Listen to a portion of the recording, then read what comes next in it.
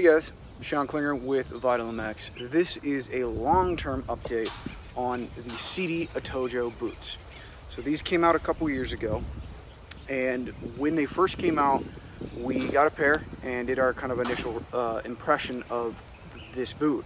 In that initial impression, I think one of the comments I said at the very end was, you know, they overall made this boot very, the sizing much more generous. It's a wider boot. It has a looser fit overall, and I normally wear a size 10, and so I ordered size 10 in the Atojo. They were almost too big. They almost seemed a size too big, or even compared to the Crossfire 3s. So that was the main thing that I wanted to try eventually through the off-road shootout that we did a couple months ago. I got some new Sidi Atojos, but I asked for the next size down, which is actually, in the US, it is a 9.5 because they have European sizing. Before I was wearing the 44s in the Euro sizing, and now these are the 43s in Euro, and the tag inside says 9.5 for the US. So, number one, do they fit? Yes, actually, they were a little snug at first, and I was a little nervous because I was like, oh crap, you know, I must be in between sizes. But to be honest, I actually wore them and broke them in a little bit, and I feel like I definitely fit in these much better than the next size up. This is also a bit of a rider preference. I prefer a tight boot. I really like Alpine Stars for having the booty, the Tech 10, because it is a very snug feeling boot, but same with the Fox Instincts. Those run on the tight side. These are a little bit wide, so think about the size of your boot might not be dictated necessarily by the length of your foot, might be the width. Certain boots might be uncomfortable for you because they're too skinny. So these have a much more wider fit than the previous Sidis, and therefore I was able to size down. I'm really happy I did, because these have turned out to be some of my favorite boots. One of the main differences with the Atojo is how light they are. These are 7 pounds for the pair, 7 pounds 9 ounces. So 7.5 pounds for a pair of boots, which is comparable more to like a Tech 7 or some of the mid-level boots, because typically the premier level boots, the fancier the boots and more expensive they are, the heavier they get. The Tech 10s are around 9 pounds.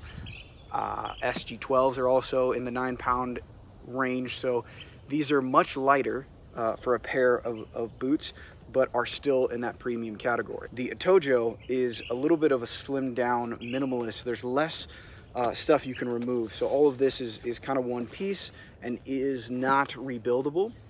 That being said, I've worn Sidi Crossfire 3s for a very long time, and I never replace those. I feel like that's only on gnarly impacts that you would ever do that. The sole is replaceable, and that is one of the main things that you would do with boots, so they keep that functionality.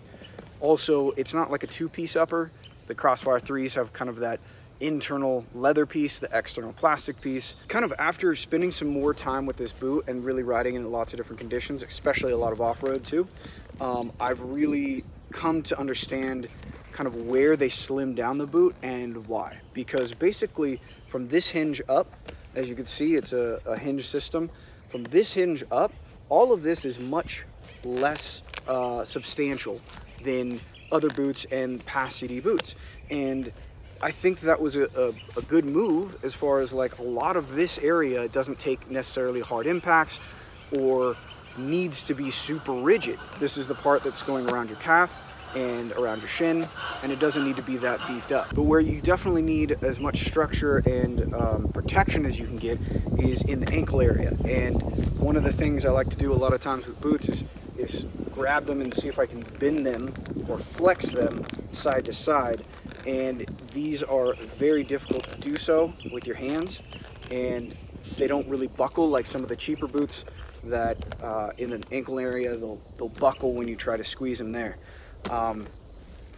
There is a lot of plastic around the bottom of the boot, so this is one thing that is different from pretty much every other boot out there as far as CDs go, is that this toe cap area is very protective, but it's also very rigid. So walking around, I feel like it's a very stiff sole, It's not the most comfortable to maybe hike around if you're doing off-road, or if you're doing a moto, a day at the track, you know, taking a break, walking to get lunch or whatever. You lose a little bit of like walking around comfort, but that's not that big a deal. For on the bike, you have a very rigid platform feeling when you are on the pegs, that the sole, the footbed, everything seems like very much one piece, and it's very supportive.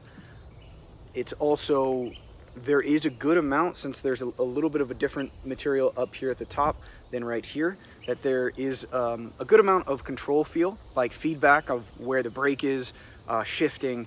So it's not like you have a numb foot feeling. You do still have the feel to know where the controls are, your foot controls. Also, I slammed in some huge rocks off-roading, and I'll show you the details of the damage here, but the buckles took the brunt of the impact and still function. They look pretty chewed up, but they still function perfectly, and did a good job of not blowing apart, which I thought they would, because I thought I kind of broke my foot, but I did not, and the boots did what they were supposed to do in protecting me, and I could still wear them. Lastly, bike grip is very high with these. It's a relatively seamless feel when you're gripping the bike with your ankles and with your calves and with your legs, and these rubber sections that stick out and are pretty squishy, and you got those on the ankle section and on the inside of the boot. Also, there is a hyper flexion and a hyper extension lockout. That is a vertical strap that locks into the first buckle on the front of the boot, and so if you point your toe, there's only so far you can point before that engages and stops you from pointing your toe too far, which is hyperflexion or hyperextension, I'm not sure which one. And then also going forward, there is a lockout here that keeps you from over bending your ankle, whatever that would be. I'm not a doctor, which might be surprising.